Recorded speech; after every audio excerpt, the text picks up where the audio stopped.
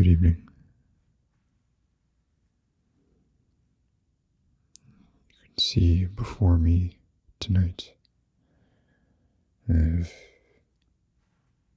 two rather strange looking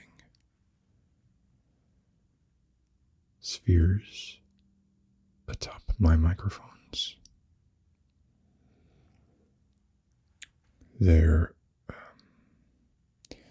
windscreens, obviously, with a framework of hexagons and some pentagons as well. And they sort of look like two little spacemen, helmets on, earpieces. But I happen to very much like the way these sound when various things are rubbed against them, because of the difference in surface adhesion or whatever is the property of the material that causes the framework and the foam to be different and catch differently, particularly on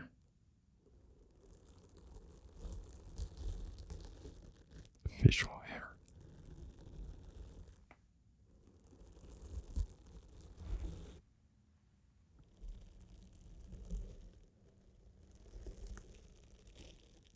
So this video will consist largely of me rubbing my beard on these almost Buckminster Fuller looking spheres, miniature spaceship Earths, courtesy of Rode microphones.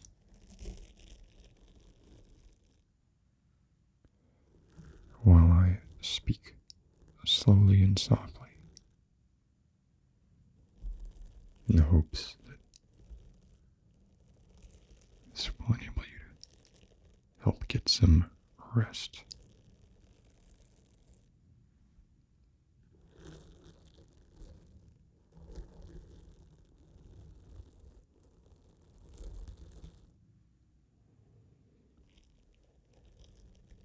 I discovered these windscreens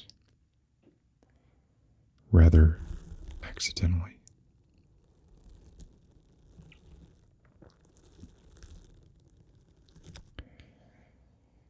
They only come with one Rode mic that I'm aware of, and that is the Rode Video Mic X.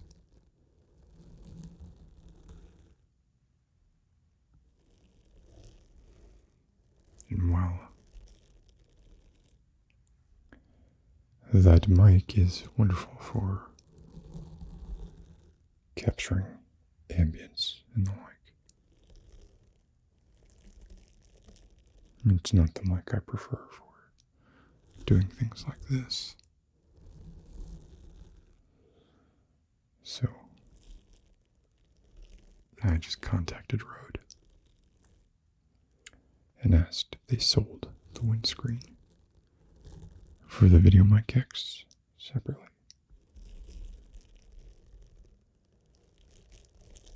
They do.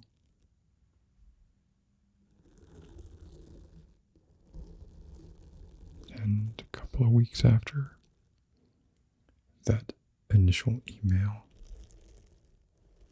et voila.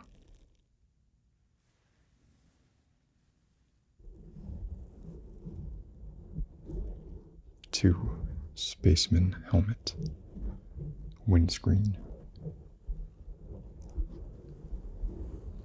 with interesting supportive framework arrived at my door.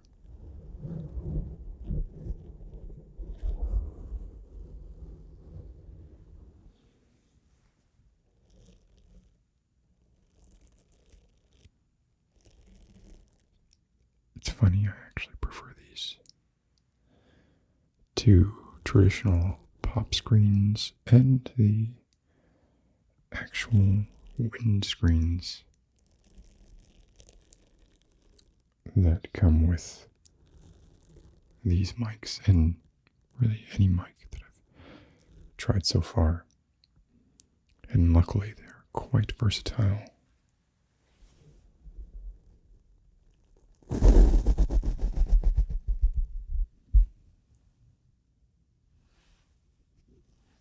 These are large diaphragm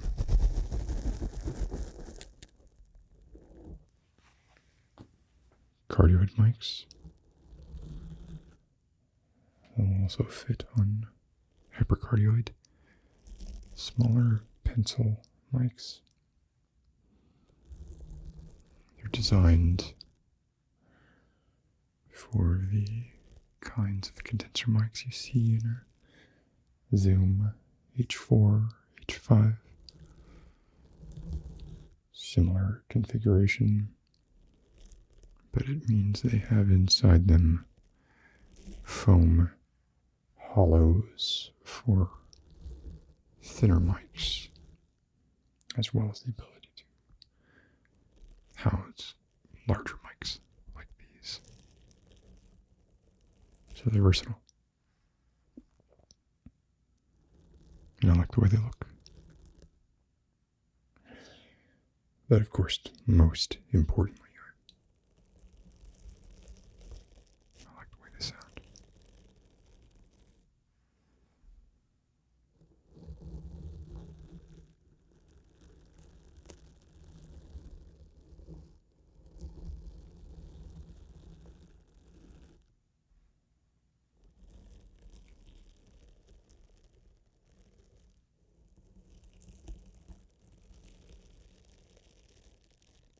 As far as the phrase Hummingbeard, would that I could claim that I came up with it, but that was the creation of one of you in response to me doing this. And unfortunately, my Video Mic X developed a fault. And so now even for live streams, I can't really use it because it will occasionally break into a low frequency electrical hum coming from one of the capsules.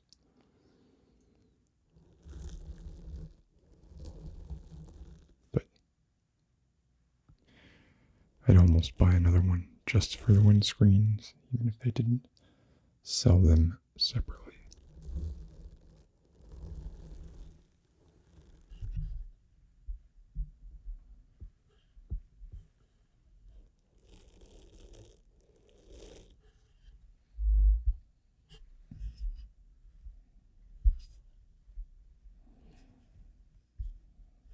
These don't appear to be quite even. I don't know if it's from the rubbing.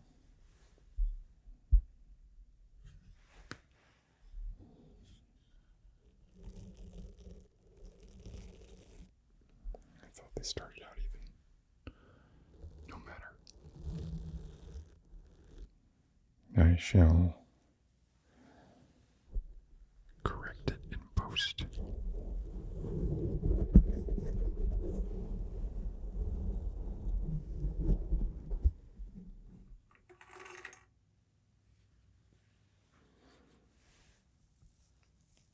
Let's give my beard a little bit of a rest for a moment. Bring out one of these.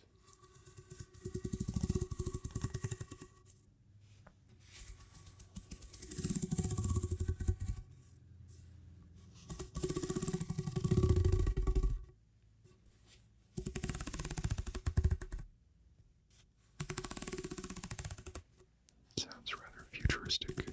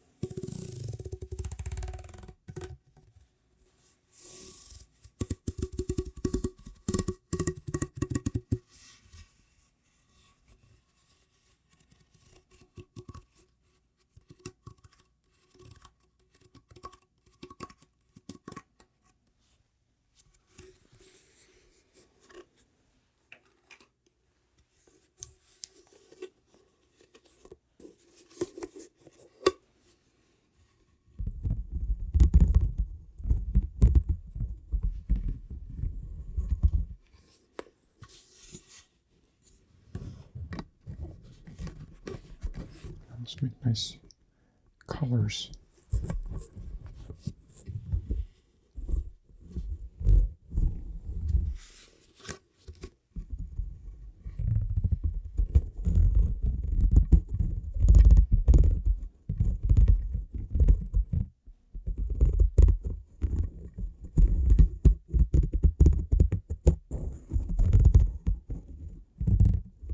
I find this sound extremely relaxing. Don't know why, but I've long since given up trying to figure out what the exact properties are of relaxing sounds versus annoying sounds. The difference might be quite delicate, be a very fine line indeed.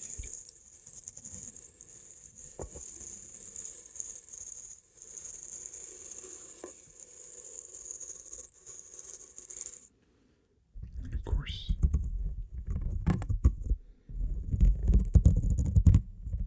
one person's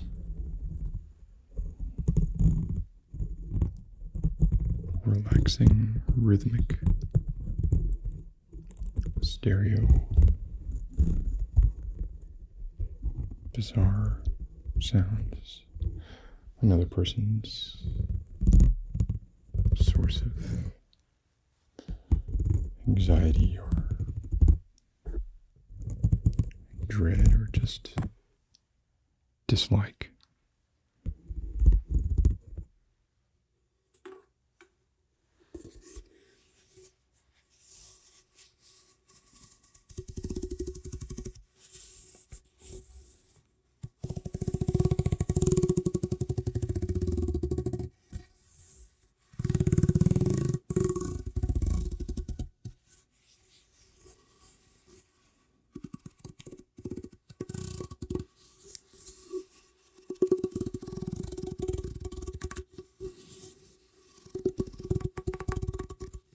It's a bit like 2 cups and a waxed piece of string run between them.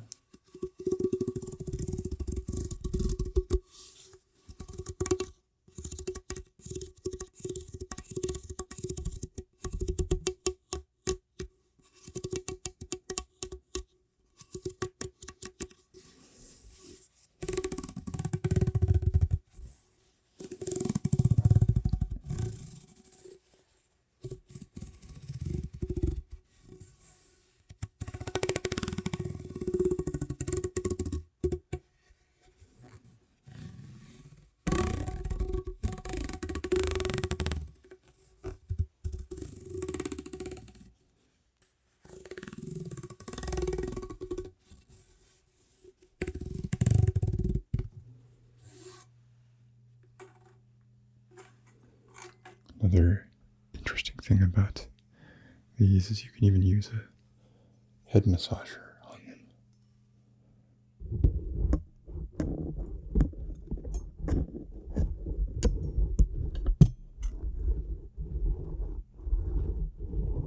I don't know how effective that is.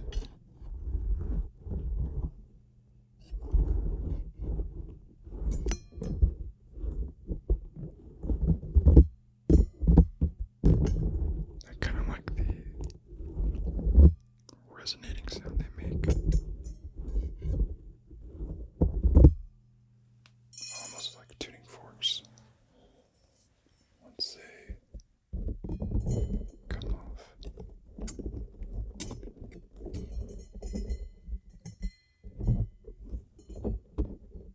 The metallic sounds are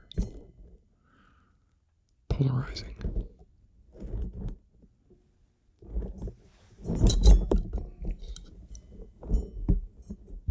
Getting stuck in the framework there.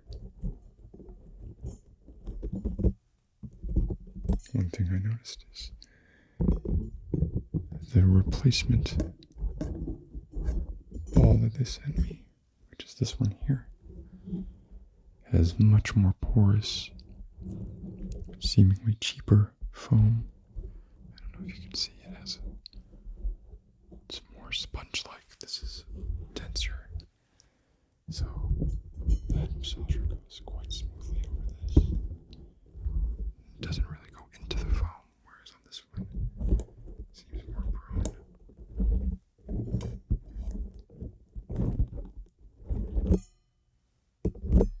to actually enter the foam.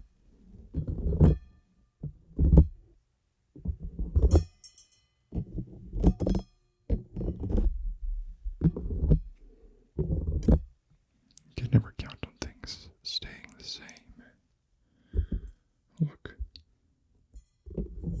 He's quite happy. Quite happy to be perched right there for a bit, I think. That was my shoe, I promise. What's up? Straighten him out a bit. There we go.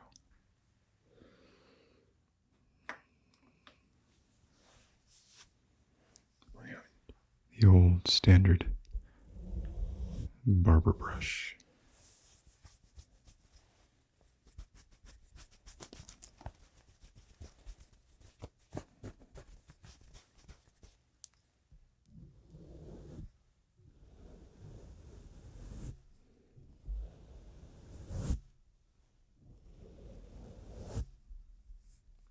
It's all in the wrist.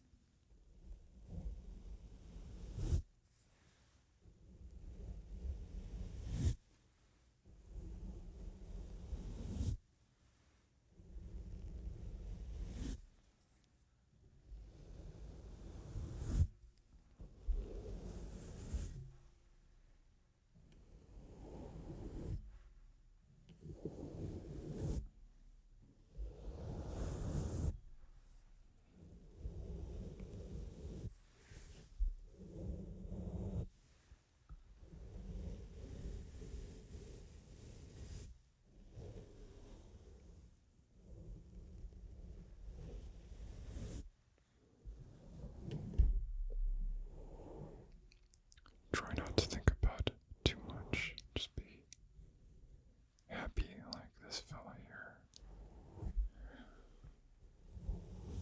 All your troubles will be waiting for you in the morning. You might even take some solace in that fact. Depending on the troubles, of course.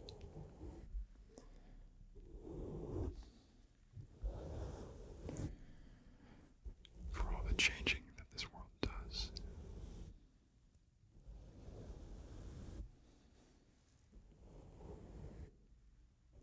It's always, or tends to be, from a higher energy state to a lower energy state.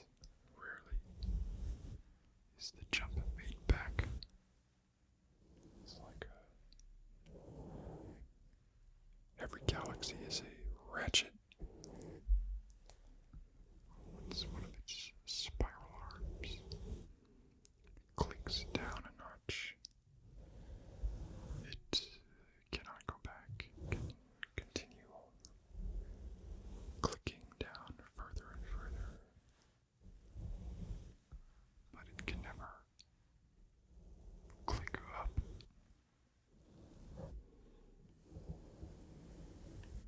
And don't get me started on ring galaxies, though. Those are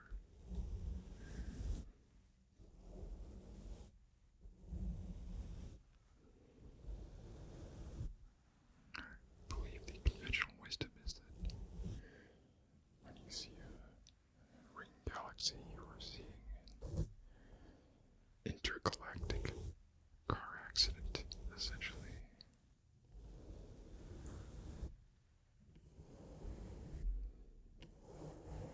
The collision of two galaxies, or galaxy in a supermassive black hole.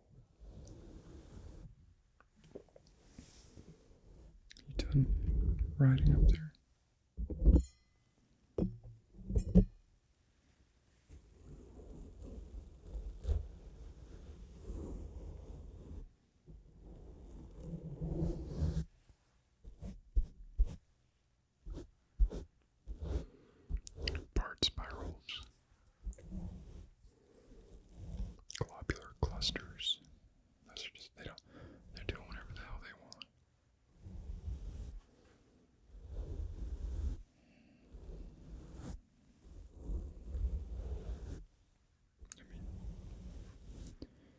Say what you will about the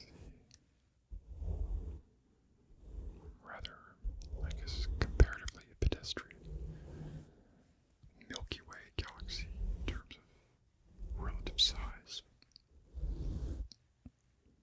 It is a very pleasing spiral.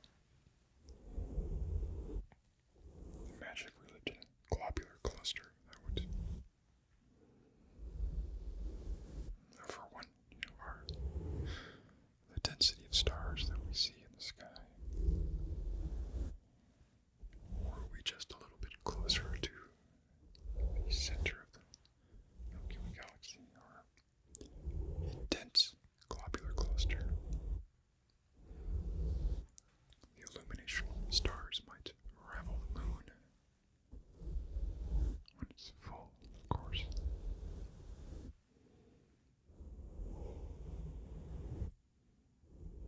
So many interesting things that we take for granted. But in retrospect, in hindsight, it's easy for anything to seem preordained,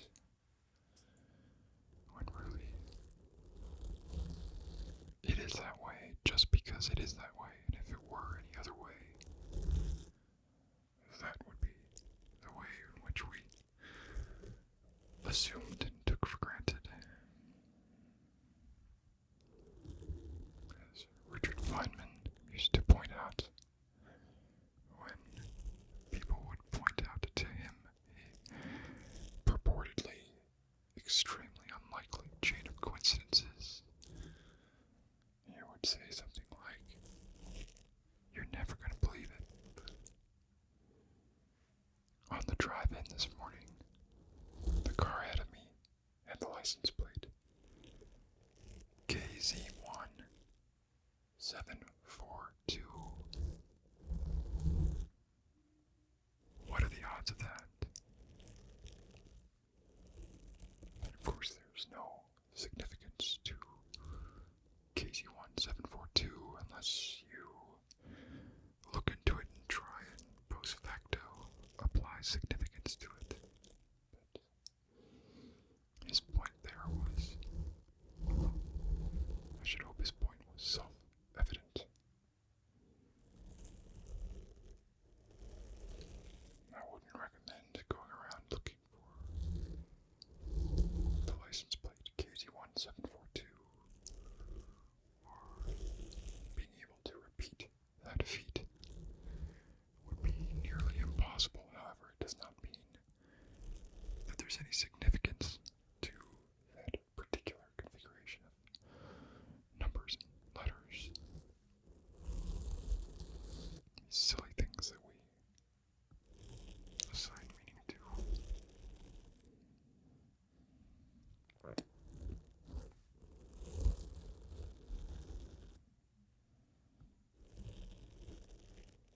What else did Richard Feynman write about? It's been a long time since I've read any of his work.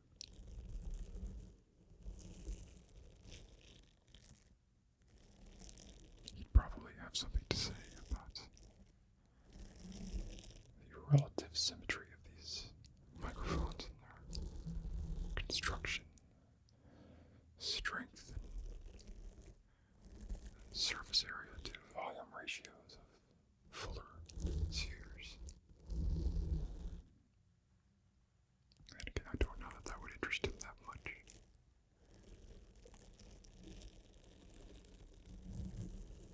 Although he would probably be quite interested by O-rings. If you know, you know.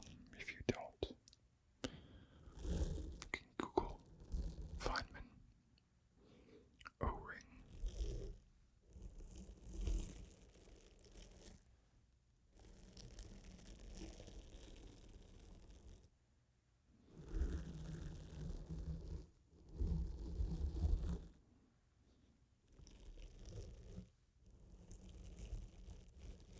There's a strange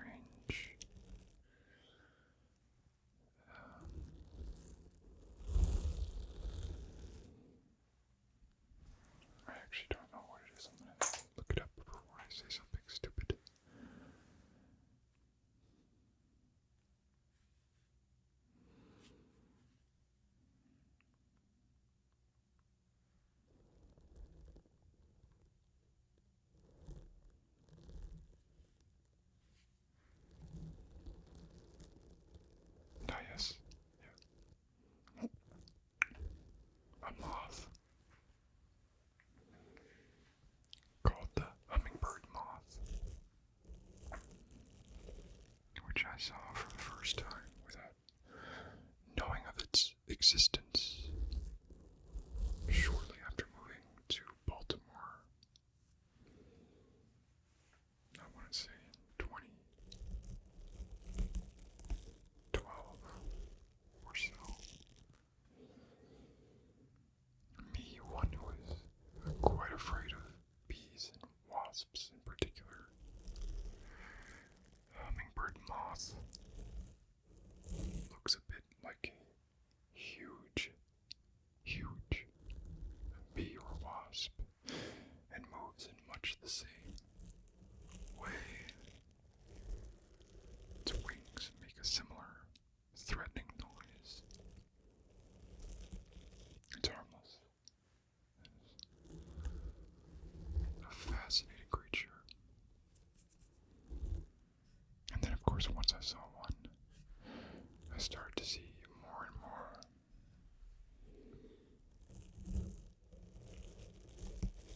And that is the phenomenon of association.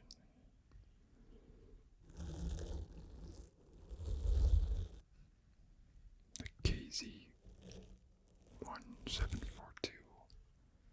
That was indeed the license plate that I had mentioned earlier. Let's call it the KZ1742 effect.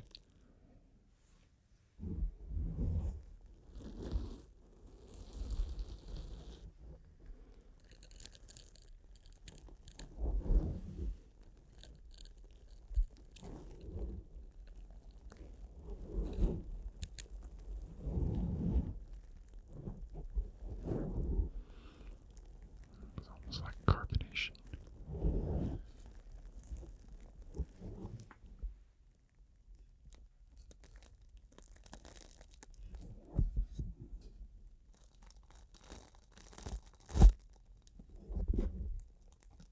See this one with the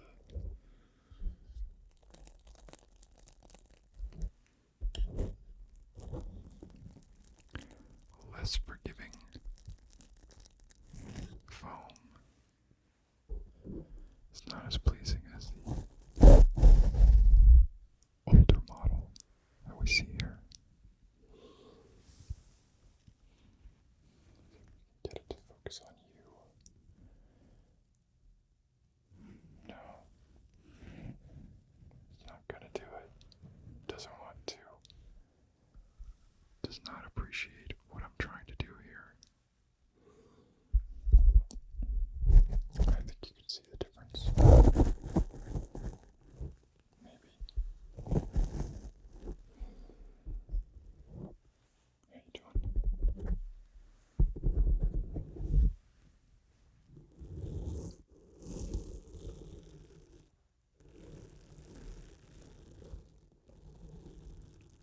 Hopefully this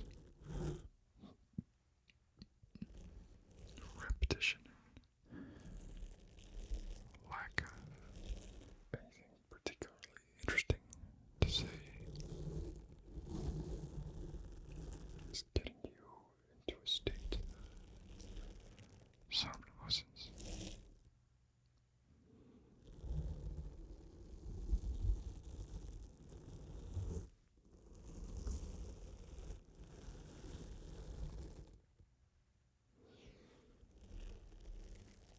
And yet we do still seem to find ways to draw connections between Richard Feynman's example of unassuming license plate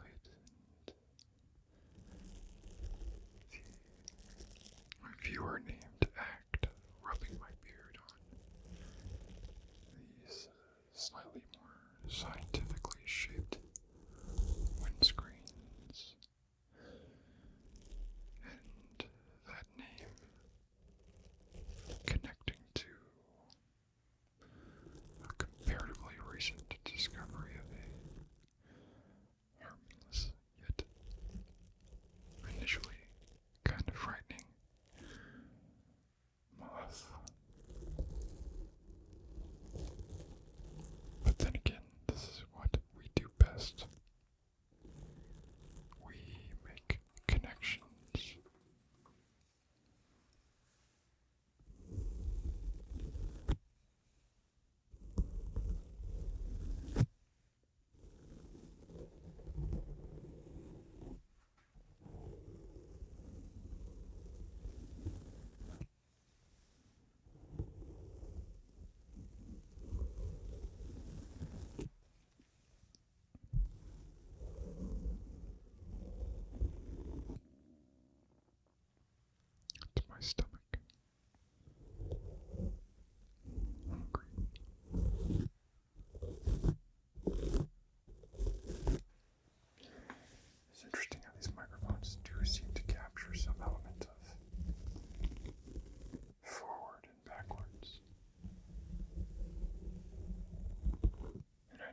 it's just a matter of volume.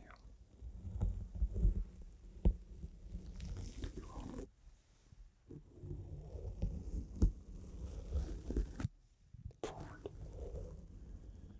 and to the back. Starting at the back.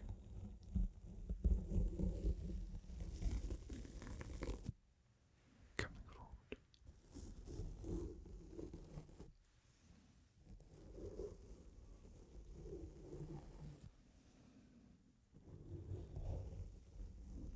The rear arch diaphragm condenser microphone capsule. I've always found interesting, especially those that are multi-pattern. These microphones are not multi-pattern, they are strictly cardioid. Therefore, you definitely do not get as much as a signal back here as you do up here.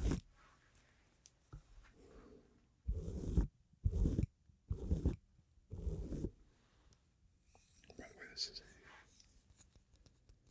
a Bob Ross number 6 fan brush, a fan blender. If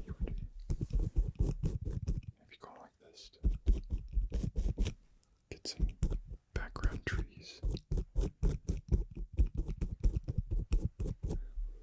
And put some over here. And make sure blend them in with the magic white at the bottom for some fog and depth.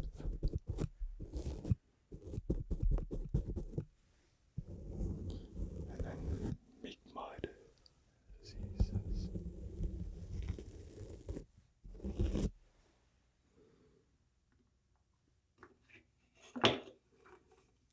Different brush, not a Bob Ross brush, but a much softer blender brush. My beard is closer to a stiff bristled fan brush than this blender brush. Let's see.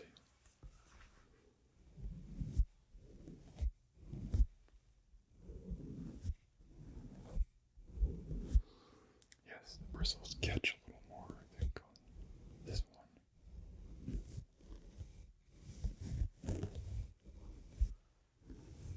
Smoother. Less catch on this one, which, depending on what you're going for, is not necessarily a good or a bad thing. It's all about what you want. But this one has increased texture and probably decreased efficacy as far as stopping wind sound and popping peas. Well, I think they're both pretty good at stopping popping peas.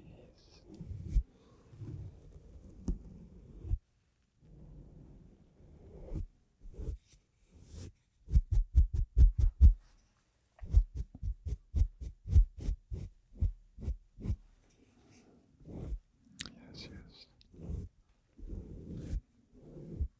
Very nice.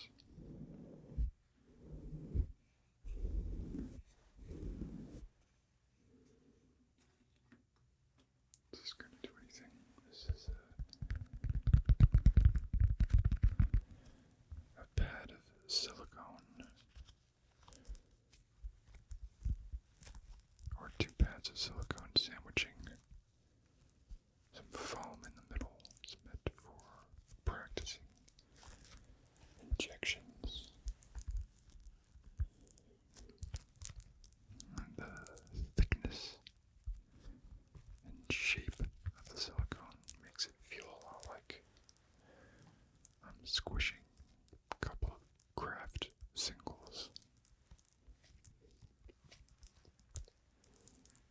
Sort of an inverted grilled cheese sandwich, the bread in the middle. I like the crackle we're getting out of that foam. Doesn't really have much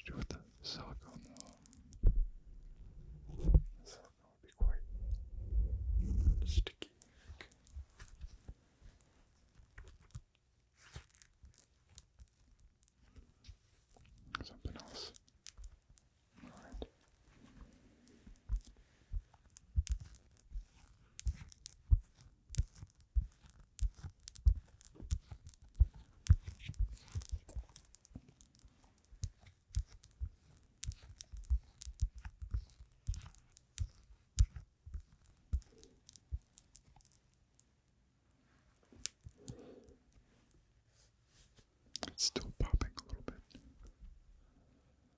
Don't know if you can hear that.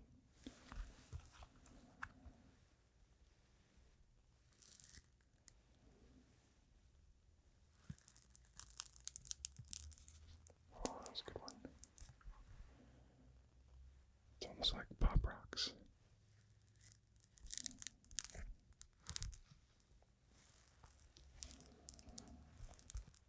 Wow, a new discovery.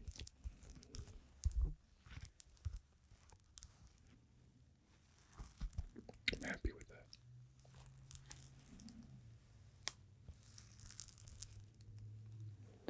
I wonder how long before it loses that. You can hear my joints louder, cracking louder than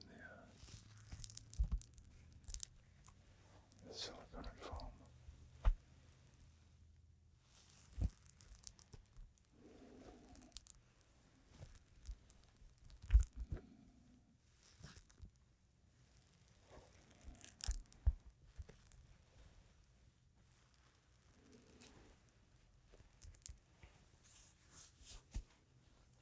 What else do we have here? Nothing, but that's alright. The point of this video was the beard.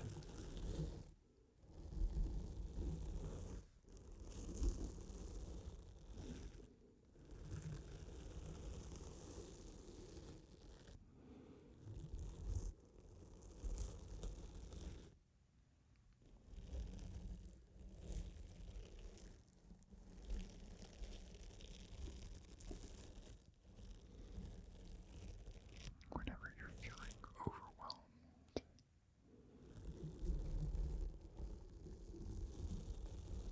perhaps it might help if you put things in perspective a bit.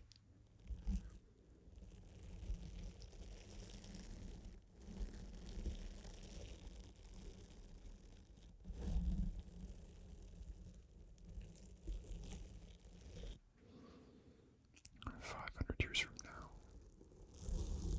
200 years from now, no one currently alive will be alive, no human. And a statistically insignificant number will be remembered.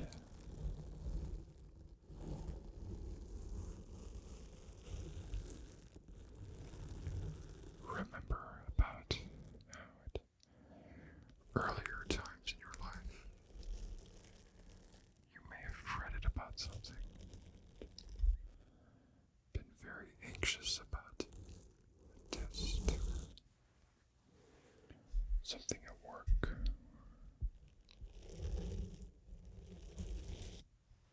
And now think in retrospect, generally, not all the time, generally,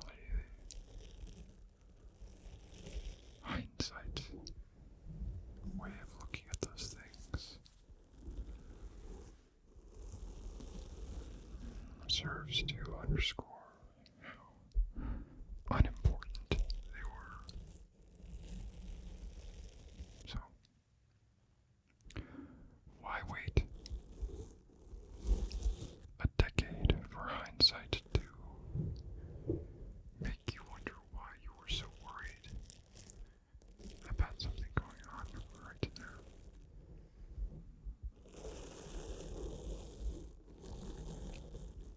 Stop worrying about it now. I realize easier said than done.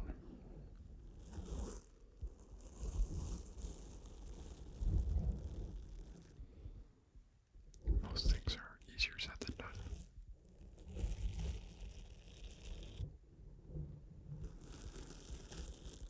What is easier done than said?